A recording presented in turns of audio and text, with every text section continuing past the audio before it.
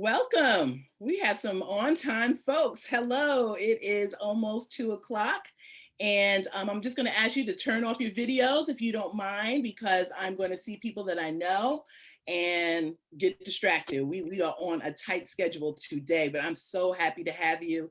Your FaceTime is more important with the schools, right? With the schools that you will be seeing families, prospective families. So thank you so much for joining. My name is Gina Parker Collins. I am the founder of RIISE Resources in Independent School Education. But first and foremost, I'm a mama of two amazing young Black scholars who have been in the independent school realm since kindergarten. So we're talking over 14 years now. So this is an exciting time of the year. I recall my admissions process.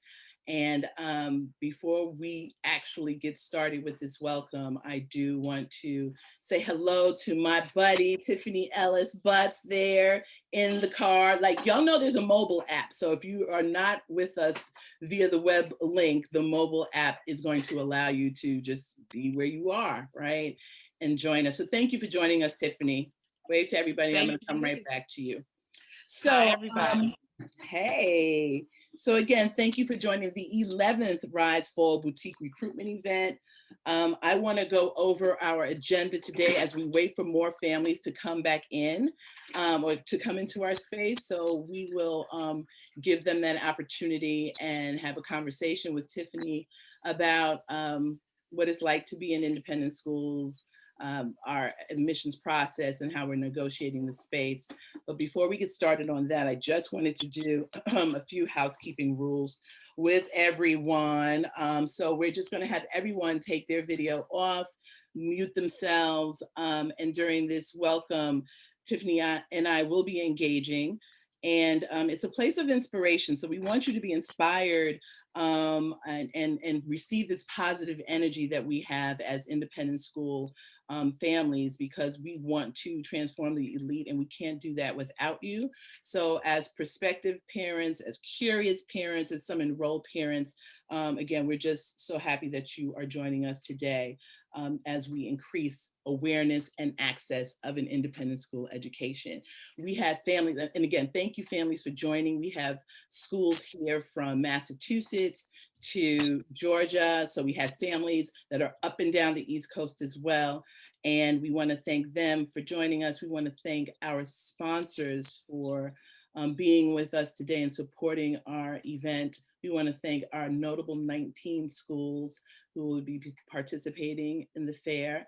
And we also want to thank Dr. Michelle Purdy, who Transforming the Elite, How Black Students Desegregated Private Schools. The author of that book will be with us as well. So after we have the welcome, Dr. Michelle Purdy, you will be going to the school fair. It's 2 sessions. It starts at 3:05. So there's going to be a break in between Dr. Purdy and the school fair. Hopefully you've had a chance to spend time on the Hoover site, however you want to pronounce it, to see the schools that are participating with us and plan. You had an opportunity to decide where you were going to go for the hour and a half that the school fair will be going on between 3:05 and 4:40. And that's 2 sessions. They will repeat. 2 45-minute sessions will repeat. So depending on the number of schools that you want to see, you might be sitting in one session the whole 45 minutes, then another session with another school for 45 minutes, or you might chop it up because you have a lot of schools that you want to see. It's totally up to you. We will have an on-demand opportunity for folks if you didn't get a chance to see everyone, and we will do that shortly after the event. So I think that's about it. So folks, come on in. Again, I'm delighted to have join me Tiffany Ellis Butts. She is my independent school ride or die. I don't know what I would do without you, Tiffany. You love hard in our independent schools. And I just thank you for being with us to kick this event off today.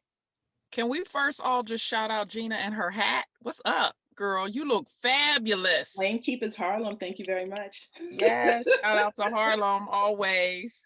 Thank you, Tiffany. So you're out and about again. We have a mobile app, so that's I know. really cool. Thank And people, goodness. hopefully they had a chance to download that. But as folks are coming in, and again, you can, while you're in the school fair, you can, come in and out of schools, right? You can stay there for a long time, you can come in and out.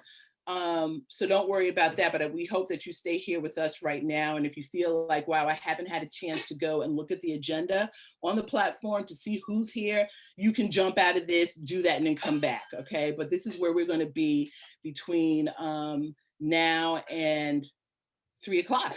Okay, so Tiffany, let's talk about what you love most about an independent school. Remember, this is a spot of inspiration, right? We can be really critical of our schools because we love them, but what is it that you love about an independent school education? Well, it's funny because I know we talk about this all the time, and it's like the experience of being in an independent school is not just for our kids, it's for us as the adults and the parents too. So when I think about what I love about it, it's kind of, I go down two trains of thought. And this is something that I think for those parents that will be joining us today as current enrolled families, but those that are seeking the experience, is to think about it almost in two ways, or always thinking about your way, meaning the family's way, the parent way, and for your child and family, because as the parent, that's why we're doing this. We're looking for this amazing resource, opportunity, experience for our children. But I think particularly as Black parents, brown parents, parents of color, we also need to be mindful that we're looking at an experience for the whole family, an experience Absolutely. for us as parents. So when I think about what I love, I think I can say for my kids, I love the opportunities that they are afforded. I love the access to their teachers, the level of communication, the level of confidence that they are building in their learning, their eagerness to learn, the desire to be engaged by a teacher, and also having the access when they struggle or the challenge to so many resources, from the teacher to the teachers to the deans to the learning research teams, and all, I mean, it's an endless list of activity and opportunity for them to get support when they need it, and to get praise and encouragement and challenge to move to another level when they need it. And while they, my students, my kids and their peers and colleagues are on that track, I have the opportunity as a parent to engage with fellow parents. And Hold to that meet thought, Tiffany. Hold that thought. So if your camera's on, can you please turn your camera off? Because I know I'm going to see a lot of faces that I recognize and love, and I'm going to want to do my shout out. So we're going to put our cameras back on when you're actually in the room with schools, so that you have that voice and visibility with the people that really, with the decision makers, the folks that matter. So go back to what you were saying, Tiffany, the things that we love. No, that's cool. Pause me whenever, because I know we got to insert the housekeeping along the way for the new crowd. And welcome again to everybody who's just jumping on. Yes, welcome. Thank you for joining the 11th RIISE Fall Boutique Recruitment event, the first virtual. But we did virtual in the spring, and that kind of worked itself out. So we're pretty secure with today's event. But I agree with you, Tiffany. When I think about what I love about independent schools is definitely the world expanding opportunities that we have, the academic curriculum, the rigor of it, but the expanse of it, right? I love teachers who love to teach.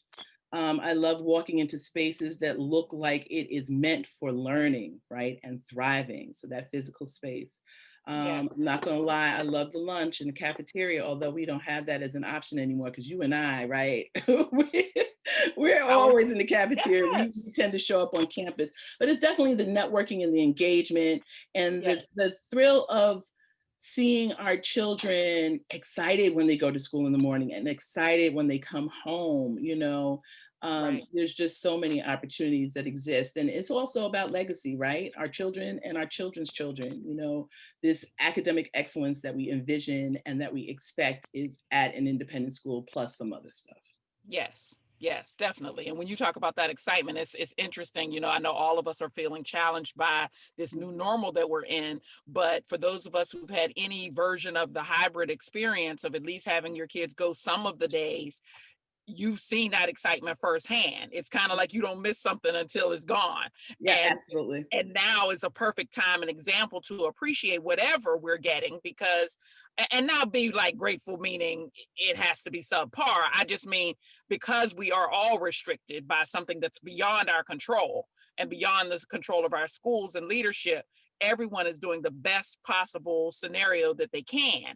And therefore, when we do have those opportunities, when our students have the opportunity to be together, see each other physically, safely, socially distanced, all of those factors involved, and still get the experience of the education, that's like a win-win, Yeah. So Yeah. those couple of days are the best days of my week. Well, listen, and also when we think about the different way of learning that we're experiencing, I am grateful to be in an independent school, because I know that academic excellence and the resources continue in the best way that they can, but they've been really well thought out and they've continued, right? The Yes. ability to, do remote, to do hybrid, or to go back to school in very safe ways. I mean, our schools have really invested in opportunities to continue the learning. So I'm grateful for that. So let's talk about, and again, if you just joined in, thank you. We're waiting for some more folks to join in during this welcome. If you haven't had a chance to visit our platform where you see the agenda for the day and can figure out where you want to go during the school fair, whether you're going to stay in one room for 45 minutes or, hit a couple of rooms, the links are all there for you to jump back and forth. We ask that you just get to your spaces and really take advantage of the time in front of the school leaders who are here today. We thank our 19 schools for being here.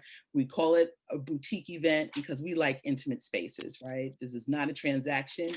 It's about building relationships. So we're talking with Tiffany Ellis Butts right now, who is mom extraordinaire. She is the parent leader. And I'm proud to have her at my school. And I couldn't really do it without you, Tiffany. You stand when I can't sometimes. So thank Well, you and so that much. goes both ways, which speaks to our point about the parent side of what we love about these schools. Yeah. Is that you can, first of all, you build friendships that you maybe weren't expecting or that you didn't know you were going to have, because your kid becomes the entry point for you as a family and a parent into an institution that's new to you. But it's the other families that are there that embrace you and that give you that extra love and that extra welcome. And particularly for families of color, uh, and any family really that have things in common, threads in common, that is a universal thing. But I believe that for families of Black and Afro descent, the Pan-African community, our Afro Latinx families, and Black in particular, I think that the love that we provide each other through our parenting connections Mm-hmm. is what makes us get through, if you will. Yeah, and I add to that too. I always felt, sort of gypped by the fact that I was born, towards the end of the civil rights movement, and I didn't have a chance to be one of those student leaders out there, right? The children, helped change that movement in some powerful ways. And, grew up in the 80s. And so we didn't, South Africa, maybe there was activism around that when I was at Howard, but it felt like I had missed that opportunity until I came to an independent school, right? The ability to advocate and be active in wanting our schools that are great schools to be better in places where equity and inclusion are, disparate. It's tough being one of a few, Yeah. but the ability to have parent leadership and power happens in an independent school where you can engage. And we're in touch with our head of school all the time, just to help our schools become the best versions of themselves. So let's dig a little bit into what it was like. Do you remember? For me, it was 14 years ago, but with the families that I work with, I'm actually going through this admissions process every year anyway. But do you recall what it was like to go through the independent school admissions process? How did you feel? What did it make you feel like? Yeah. Well, there's that there's this there's an anxiety in it, and a fear and a concern about um uh the anxiety being, just every little detail. Usually those of us, and it's oftentimes mom led, but there's dads that are in it too. It's all about how your brain is wired and worked, and who keeps the spreadsheet, and Tag who's on team. top It's a of, tag team. all of that. You gotta work it together, because it can be overwhelming. It can be overwhelming, certainly depending on how many schools you're doing, but also, and I can only imagine, for those who are going through it in this now more unusual time or adjusted time, there may be extra thoughts and feelings about it, because everything's virtual and you're working digitally to meet people and stay engaged. But I'm pretty sure it's going to be the same kinds of feelings, give or take, of this anxiety of wanting to get it right, and this concern about, it's like the logistics you can handle, but then you're wondering, am I doing the right thing for my kid? you know Absolutely. that And you continue to ask that even in enrollment. constantly, it's like that feeling never really goes away. When the highs and the lows come, you have to question, and that ultimately is the bottom line, that I know is part of Rise's platform and goal, is to help people to kind of stay with and communicate constantly about that duality that those of us as people of color constantly struggle with. That's It's pride really, and that it's not, guilt. Yeah. yes, it's not even specific to the independent school world. It's part of the code switching and everything else that Black people in America deal with. Is, am I making the right choice? What part of my cultural competency am I At what cost? sacrificing? At what Yeah. cost? Yeah. At what cost? Is it worth it? Mhm. And you're constantly challenged by that. That's where your friends come in too, and that's where you can get on the phone and be like, Gina, I don't know, girl, today was a rough day, they getting on my nerves, I don't know, I'm about to be out. And you'll be like, wait a minute, and vice versa. And Yes. you got to kind of sometimes talk each other off the ledge, Yes. remind each other of the pros and the cons. But the irony of that, as we know, is that there's that in every scenario, everywhere, Every every field, scenario. Yeah. everything that you could think of. But those are the kinds of things, when you are applying, I know that, cross your mind, and that you're considering and trying to figure out which school is going to have the best fit for you and your family, for your kid, their learning style, particularly those on the younger end of the spectrum, like kindergarten, where your kid is still evolving and growing, and you have no idea what kind of person they're going to become, even 5 years later when they're a middle schooler. So I think it's good to maybe settle yourself and be confident in the fact that, at the very least, you as a parent are putting forth an effort to do what's best for your child and your family, and feel good about that. Well, when I think about my admissions process, I loved it. I could not wait to show off my family, right? I was like, I know, I'd be lucky to get in because the competition is steep, but you would be darn lucky to have my family, right? So I walked on campus like, this is great. I'm really in a powerful position to have some choice around my children's education. For me, and I didn't even worry about the money either. I always tell folks, don't worry about the money. It'll work itself out, right? If you need financial support, apply for it. That's what it's there for. But for me, I think the scariest moment was the first day of enrollment. I was like, what the heck did I get myself into, right? Yeah. Like, Yeah. it's these elite institutions, as we know, are predominantly white, and most of them are extremely affluent, right? So how would my child navigate this space, negotiate this space? How would I navigate and negotiate? And it has been, again, we have to show up with our children, right? We have to show up and be there for them, to advocate for them when necessary, and watch them begin to advocate for themselves. And that's one of the things that we're looking forward to at the end of this event today. So after, and we want to make sure everybody's on mute. I'm hearing a little bit of feedback, or is that a car honking near you, Tiff? That might have been me vibrating, because I'm getting some text messages from our people saying, how do I get on? What's happening? Really? Everybody should have an email. There was an email with links. So just tell them to check their email. And we close the doors at 2:00. So. Okay.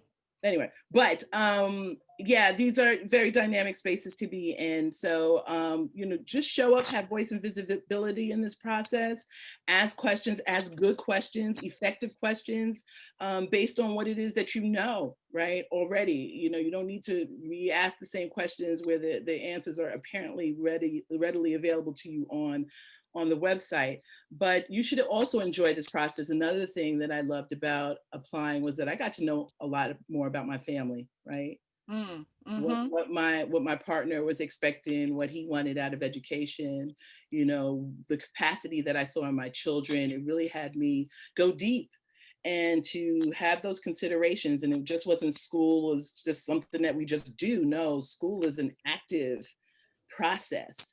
And another thing that I remember about the admission process, and I don't know if all of our families really going to have that experience, it's definitely going to be a virtual experience now, which is Right. to go into a classroom, go into a building, taking that tour. And it was then that I realized I felt like I had been gypped. Right? Like, this is what education is supposed to feel like. This is what it's supposed to look like. These are the resources that should be available. And that was really exciting, right? It was really exciting. And as I look back, I mean, now I have the purview of a child who has graduated from the independent school world. And she's a rock star. She's a rock star. College for her has been, and I would say for most independent school graduates, and we're going to meet some seniors this afternoon after the school fair, the student panel. They are so prepared for college. So these are college preparatory schools. And it's just a lot more work, but they know how to manage it. They know how to negotiate it. And so I really feel like my return on investment, not just my financial investment, but my blood, my sweat, my tears, all of that has Yes. been absolutely worth it. When I Yes. asked it, I make the right decision. And I even asked that of my children, and they have assured me that I did make the right decision, not only in their words, but in the finished product. Right.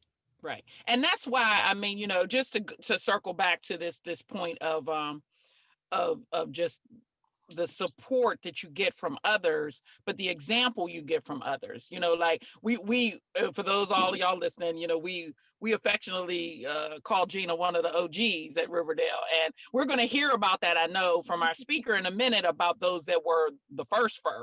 But when you talk about this era that we've been in, and it's interesting to hear Gina cite how she wasn't necessarily a part of the original civil rights movement, but I just want to shout out and acknowledge that what she's doing now, what RISE is actually a continuum of the movement, because we wouldn't be in these situations, meaning this one right here, meaning a good situation where we have access to the knowledge that parents that have gone before us and have blazed the trails for us, if it weren't for people like Gina. The idea is that once your kid does make it through, you serve as an example to those of us coming behind you. You serve as an inspiration. And that was there for me too. That was there for Right. me too. We have Right. countless, right. And we're going to hear more about that with Michelle. I definitely felt embraced when I came to an independent school by other parent leaders through our affinity spaces, through our affinity groups. And for those schools that just don't have affinity spaces for parents of color, I just don't know how many of our parents make it through. So I encourage you all, if you don't have an affinity group at your school, you need to start one. It's a benefit to our schools. It's a think tank. Yes. It's an opportunity to get it right and to hear the lived experiences. It's an opportunity to organize and strategize and mobilize and work to make our schools the best that they can be, for everybody, right? Yeah. So we don't have much time left for the admissions process, but then there are some schools, like particularly our boarding schools, and we have a mix of day and boarding schools here.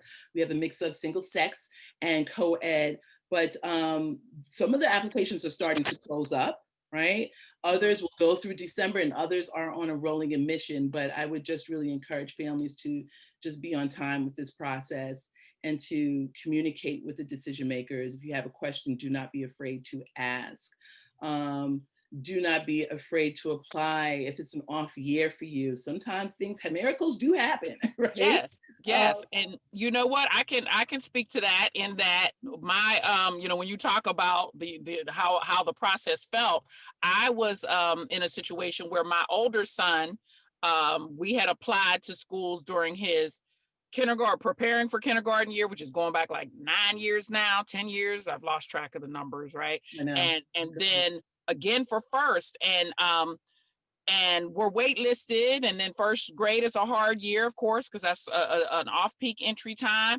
So we were actually in a public school with my older son until my younger son came along. I took a minute, I took a break.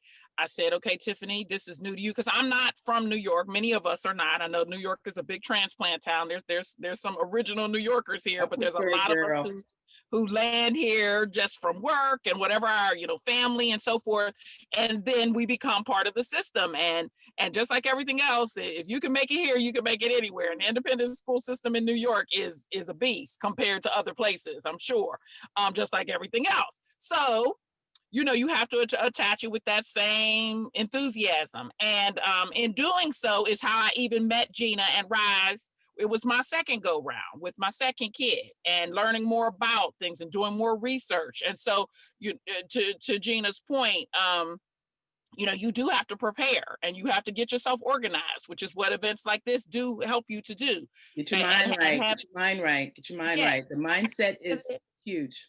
Yeah, get your access to your information. And long story short, I call my younger kid my lottery ticket. He's just a different kind of personality, but he was the one who, entered us back into the system after I had kind of got my ducks in a row. And while I was doing that, I was applying in the schools where there was a space for my older son at the same time, who had an opening in third grade. Definitely You never know. You never know. And in our case, that was, we ended up where we belonged, because that was the school that was able to accept them both and create a home for me. Because if it wasn't for that, I still would have met Gina, and I feel like we still would have been friends because of Rise, but we wouldn't have been friends like we friends now. Like, she's gonna be my friend for the rest of my life, just for the record. But not just her. There's a lot of other people like that, and I think the schools do that for us. And even it's across schools. We should say that too, because the system is larger than the one school. Absolutely. There's an affinity among the independent schools. There's an affinity for, families that we're working with in Charleston or in Savannah or New York and Massachusetts. And we need that collective, because we realize that we are not alone, right? And I encourage you, as you go through this admissions process and you're interested in looking and understanding more about school community, ask your school that you're looking at to introduce you to a parent of color that's currently enrolled there, right? I think we definitely just need to leverage the networks between us so that we can all transform the elite. Transformation is powerful. And we call that good trouble, as our brother John Lewis called it, right? So we are here together, we belong. I believe we've inherited our space in these independent schools. So we got to show up, we have to pull up. And we're getting ready soon to hear from Dr. Michelle Purdy, who I had a chance to meet, and another thing, Tiffany, you and I are actually involved in a coaching development program offered by our school, right? A lot of, there's so many things that the schools offer that are not just for the kids, but also for the parents.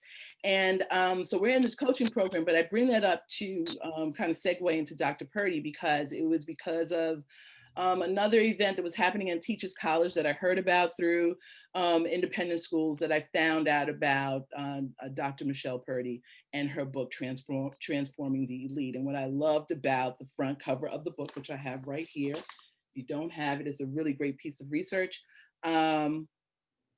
It's actually that picture, like that's where I saw myself. I felt like I was supposed to be there during that time. Like that was my first lifetime. But Black students in the desegregation of private schools in the 50s, when desegregation was happening in Brown versus Board of Ed, that decision had just come down. Our independent schools did not have to desegregate. Like, they are independent for a reason.